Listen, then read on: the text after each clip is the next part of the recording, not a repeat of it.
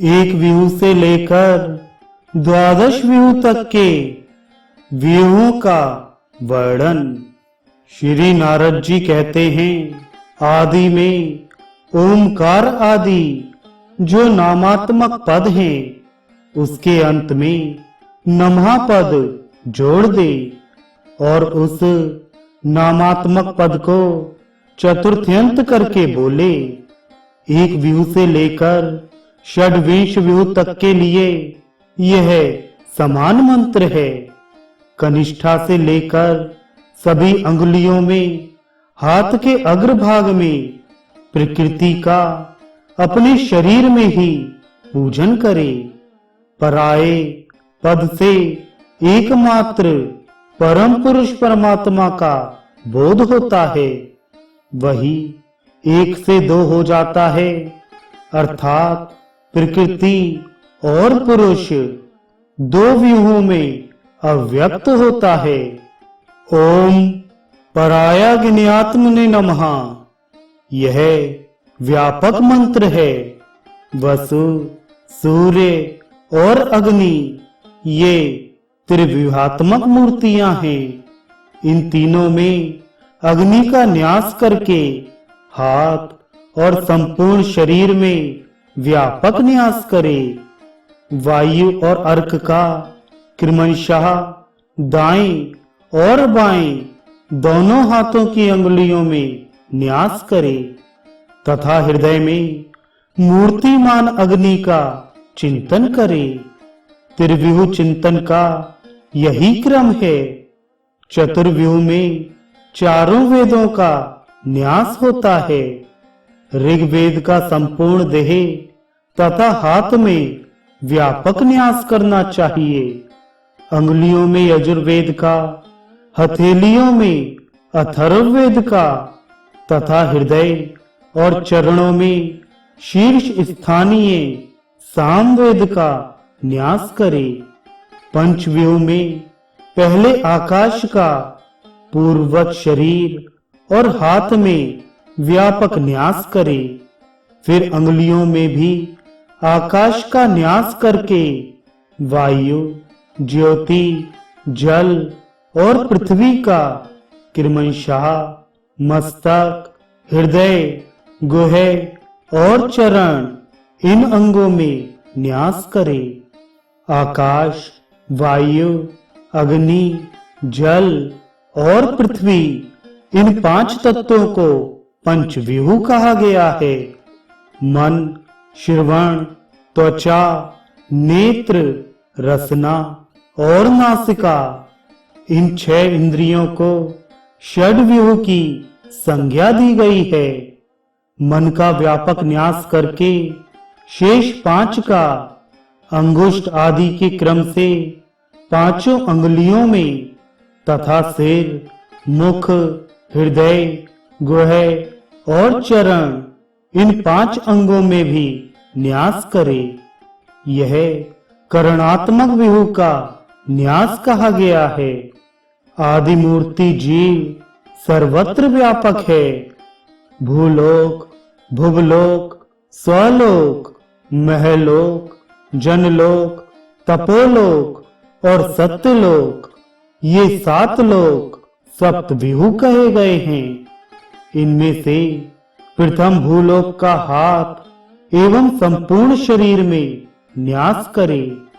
भुवलोक आदि 5 लोकों का अंगुष्ठ आदि के क्रम से 5 अंगुलियों में तथा 7 में सत्यलोक को हथेली में न्यास करे। इस प्रकार यह लोकात्मक सप्तव्यूह है, जिसका पूर्वोक्त क्रम से शरीर में न्यास किया जाता है। अब यज्ञात्मक सप्तव्यूह का परिचय दिया जाता है।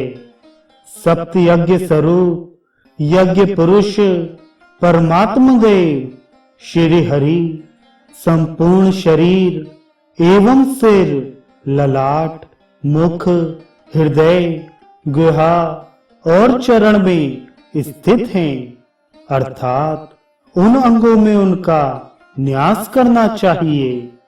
ये यज्ञ इस प्रकार हैं: अग्निष्टोम, उक्थ्य, षोडशी, वाजपेय, अतिरात्र और आप्तोर्याम, ये 6 यज्ञ तथा 7वें यज्ञात्मा, इन 7 रूपों को यज्ञमय सप्तविहु कहा गया है। बुद्धि, अहंकार, मन, शब्द, स्पर्श, रूप, रस और गंध, ये 8 तत्व अष्टविहु रूप हैं। इनमें से बुद्धि तत्व का हाथ और शरीर में व्यापक न्यास करे। फिर उपयुक्त 8 तत्वों का क्रमशः चरणों के तलवों, मस्तक, ललाट, मुख, हृदय, नाभि, गुह्यदेश और पैर, इन 8 अंगों में न्यास करना चाहिए। इन सबको अष्टव्यूहात्मक पुरुष कहा गया है। जीव, बुद्धि, अहंकार, मन, शब्द, स्पर्श, रूप, रस और गंध गुण, इनका समुदाय नवव्यूह है। इनमें से जीव का दोनों हाथों के अंगूठों में न्यास करे और शेष 8 तत्वों का क्रमशः दाहिने हाथ की तर्जनी से लेकर बाएं हाथ की तर्जनी तक 8 अंगुलियों में न्यास करे। संपूर्ण देह, सिर, ललाट, मुख, हृदय, नाभि, गुह्य, जानु और पाद, इन 9 स्थानों में उपयुक्त 9 तत्वों का न्यास करके इंद्र का पूर्ववत व्यापक न्यास किया जाए तो यही 10 व्यूहात्मक न्यास हो जाता है। दोनों अंगुष्ठों में, तलध्य में, तर्जनी आदि 8 अंगुलियों में तथा सिर, ललाट, मुख, हृदय, नाभि, गुहा, जानुध्य और पादध्य, इन 11 अंगों में 11 इंद्रियात्मक तत्वों का जो न्यास किया जाता है उसे एकादश व्यूह न्यास कहा गया है। वे 11 तत्व इस प्रकार हैं: मन, श्रवण, त्वचा, नेत्र, जिह्वा, नासिका, वाक, हाथ, पैर, गुदा और उपस्थ। मन का व्यापक न्यास करें। अंगुष्ठाध्याय में श्रवणेन्द्रियों का न्यास करके शेष त्वचा आदि 8 तत्वों का तर्जनी आदि 8 अंगुलियों में न्यास करना चाहिए। शेष जो 11वां तत्व उपस्थ है उसका तलध्य में न्यास करें। मस्तक, ललाट, मुख, हृदय, नाभि, चरण, गुहा, उरुध्य, जंघा, गुल्फ और पैर, इन 11 अंगों में भी पूर्वोक्त 11 तत्वों का क्रमशः न्यास करे। विष्णु, मधुसूदन, त्रिविक्रम, वामन, श्रीधर, ऋषिकेश, पद्मनाभ, दामोदर, केशव, नारायण, माधव और गोविंद, यह 12आत्मक विहू है।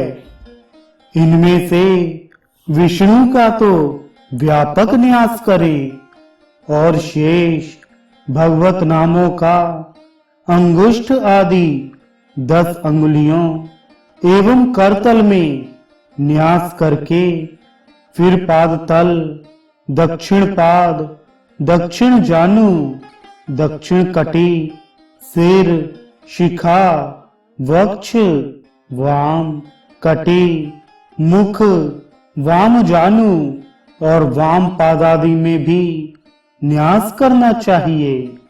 यह द्वादश बिहू हुआ।